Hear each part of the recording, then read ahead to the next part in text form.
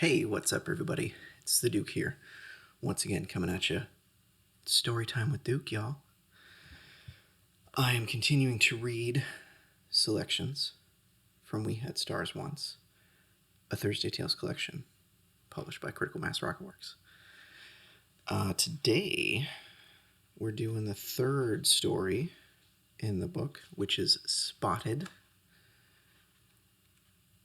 by Constella Espj?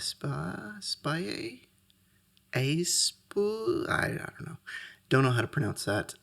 Maybe she'll tell me. We'll see. But yes, it's Spotted today.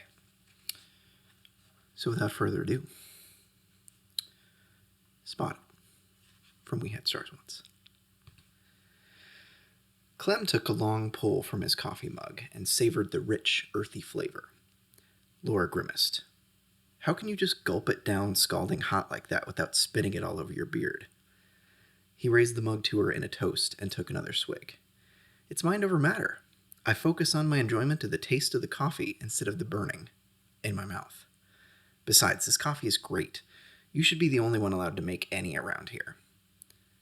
Did I ever tell you you're my favorite trainee? She was about to say something else when her phone went off. She hurried to her locker and returned moments later, biting her lower lip. Her eyes were bright with excitement. Think I'm going to take a half day. She fairly sang, Looks like I'm going camping.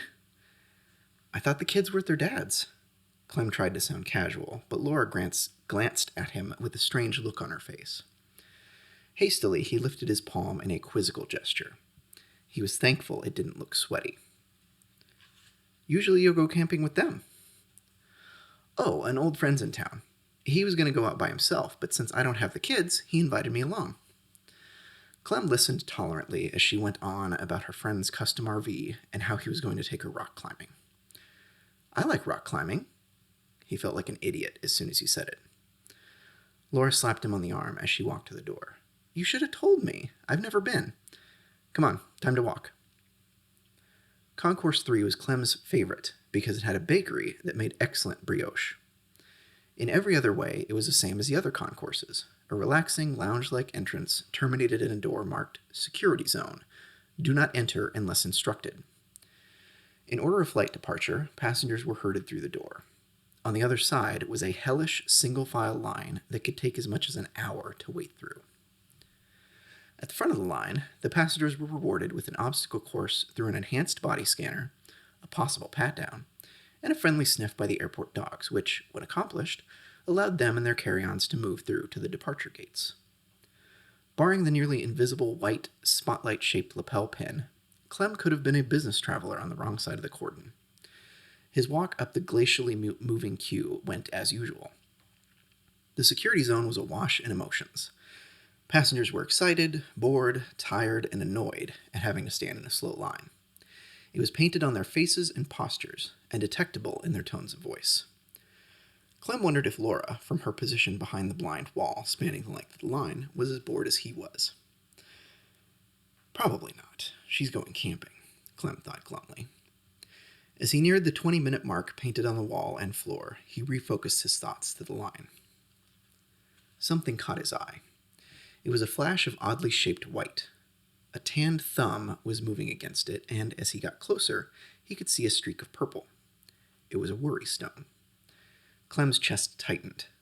Nothing about the man's demeanor signaled intent anxiety, but the way he stroked the stone dried up Clem's throat and clenched his guts. He slid his gaze to the man's eyes. They were piercingly blue and widened momentarily, then crinkled into a friendly smile.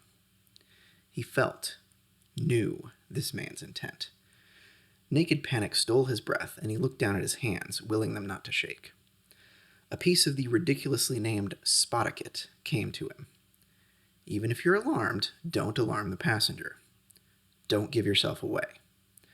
From the corner of his eye, Clem saw blue-clad figures gathering in front of the bank of scanners. Laura had sensed his distress. He returned the man's smile, then continued down the line. When he reached the front of the line, Clem's handler Fred ushered him through a door in the wall. Laura met them, her forehead wrinkled with concern. Are you okay? I know making a spot can be jarring, but Clem, I didn't get anything from anyone. She started toward the door for her own walk down the line. Maybe the guy's broadcasting really quietly. If intent is there, I'll find it. From behind Clem, Fred spoke up. You look pretty rattled. His presence made Clem nervous. He knew Fred was studying him, so he focused on his hands and tried to look like he was concentrating. Still feeling it? Yeah. What Clem was feeling was like he was going to throw up. He hoped, selfishly, that Laura confirmed his spot. It seemed like hours before she returned, and she looked puzzled. That guy's broadcasting nothing but normal travel anxiety. She turned to Fred. Dana's in handling room 5. Can you go talk to him? Maybe something will bubble up. Fred nodded. He didn't look happy. You guys need to file discrepancy reports. We'll talk about it Monday. After Fred was gone, Laura sighed. This isn't good, Clem. I mean, better a false positive than false negative, but still. She was clearly disappointed. She had recruited and trained him for Spotlight after teaching a workshop he'd attended. Business card in hand, she'd approached him and said he was a natural. Her record was exemplary, as were those of her trainees. He knew he'd let her down. I'm sorry, Clem said meekly. Laura shook her head, pushing a curly red tendril behind her ear. It's not the end of the world. You just need more training, I guess. I gotta file my report and get out of here. After you're done with yours, get some lunch. She offered a conciliatory smile. See you on Monday, unless I disappear into the wilderness. On the way back to his desk, Clem passed Dana and Fred in the handling room. The suspicious passenger was nowhere in sight. Clem was glad they didn't see him. They were probably discussing his false alarm. Halfway through typing his report, he heard approaching footfalls. I poked at him a bit. Nothing popped. He's just nervous about flying and worried his wife won't take him back. Most suspicious thing he had was a fancy candle in his checked luggage, size of an end table. Fred stretched out his arms. Hell, I'd be worried too if I had a wife who required a $1,000 hand-sculpted candle just to get myself out of the doghouse. Clem couldn't shake the feeling of terrible rightness, but he knew this wasn't the time to press the issue. He squeaked out, His name's clean? Yep. Name, background, employer, even his broadcasts were clean. Dana and I signed off on him and we let him go, with a free upgrade to first class. Clem winced. Guy probably had a flash of acute anxiety, continued Fred. Explains the worry stone. Maybe you need to get one. You're still keyed up. As a handler, Fred was a human lie detector. He relied on different tools than a spotter, but he could read a person as well as any empath could.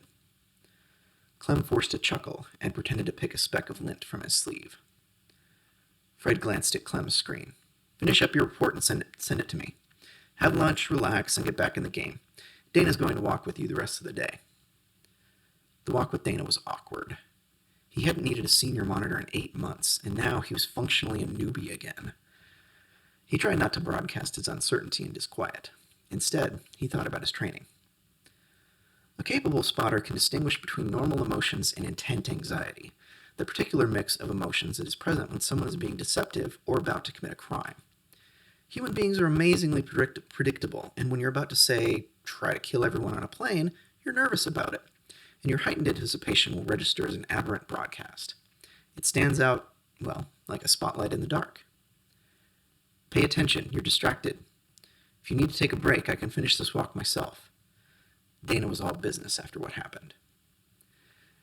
After the rotation ended, Clem went into the baffle to think. The dimly lit room was shielded from emotional broadcasts, and any company which regularly employed spotters had one. He tried to dispel the cold fear that still slithered through him. After 15 minutes, he reluctantly left the secluded confines to go back to his desk. As he rounded the corner, a commotion broke out. His heart sank, and he hesitated before turning toward the crowded break room. As he got closer, he could make out individual voices, sobbing, cursing, or repeating prayers out loud. Over the cacophony, he heard Dana's voice lift in an anguished wail. The tension in his belly uncoiled and stretched upward. Through the doorway, he surveyed the assembled staff. Some were holding one another, others were wiping wet faces. All of them were transfixed by the television. Clem followed their gaze. Fred tried to interpolate himself between Clem and the news, but Clem caught a glimpse of fiery debris raining from the sky before it was interrupted by the handler's blocky body. Clem. The background noise of the room dimmed away. Fred's voice seemed to be echoing. Your spot. Clem's throat burned and he felt himself sinking. He was dimly aware of being helped into a chair. Oh no. Something was being pressed into his hand, and he looked down to see a cup of clear liquid. Fred was squatting next to him. Drink some water. You look like you're going to be sick. Fred looked sick, too. We're trying to get a hold of Laura, but her phone's off. He shook his head, bewildered. I'm so sorry, Clem. You were right. I don't know what happened. None of us detected anything. His eyes were wet and intense, and Clem dropped his gaze to his fingers around the cup. There was an explosion. It ignited the fuel tanks and ripped the whole thing apart. 300 people. Fred fell silent. Clem knew the in-flight spotter had been Fred's friend. Abruptly, Fred stood. I need to talk to Dana. When you're pulled back together, stop by my office. With heavy steps, Clem made his way to his cubicle. For the first time since he started, the space felt unfamiliar. He pushed the mouse aimlessly around on his desk while waiting for Fred's office door to open. When it did, he turned to see Dana emerge, puffy-faced. Their eyes locked, and she stared helplessly, raising her hands in a gesture of confusion and pain. He felt terrible for her, and worse for Laura, who couldn't have picked a worse time to go incommunicado. Her attention shifted to a screen, displaying the report that damned her and Laura, and her shoulders slumped. Unable to bear the tension, Clem looked away. His hands were shaking. When Clem entered his office, Fred looked up and rubbed his meaty hand over his face. I read your report. This is a disaster. We're going to be cleaning this up for I don't know how long. Clem didn't reply. You notice anything unusual about Laura today? Not really. Well, Clem paused and twisted his lips, unsure if he should continue. She was pretty excited this morning about going camping this weekend. Uh-huh. So that's why she left early, Fred grunted. That's pretty strange, don't you think? What? You get a spot which turns out to be correct and Laura fails to confirm it and then becomes unreachable? What about Dana? She missed it too. He exhaled a sharp breath. This guy, I don't know. He must have been some well-trained psychopath that broadcasts so normally. It's the only thing Dana and I could think of. There's just no way we shouldn't have stopped him otherwise. His already strained face darkened.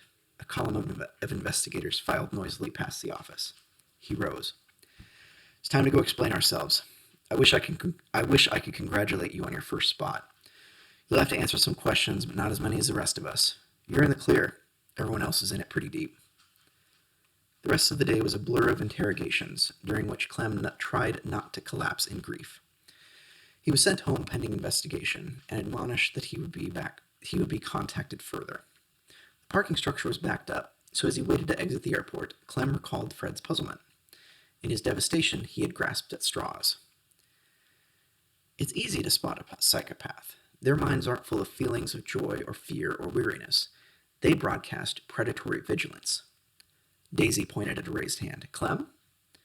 We can't use them at all? For anything? By now, Clem had learned how draining it was to control broadcasts. We can't train them for any of our jobs. They can't be relied upon, and they can't form normal bonds. You need to be able to count on every team member to be genuine and dedicated. They can't work as spotters or handlers. On the other hand, they almost never volunteer for suicidal attacks because it goes against their self-interest. They're just not part of any equation. At home, Clem walked mechanically across the living room and sagged onto the couch. Enervated, he looked around at the room.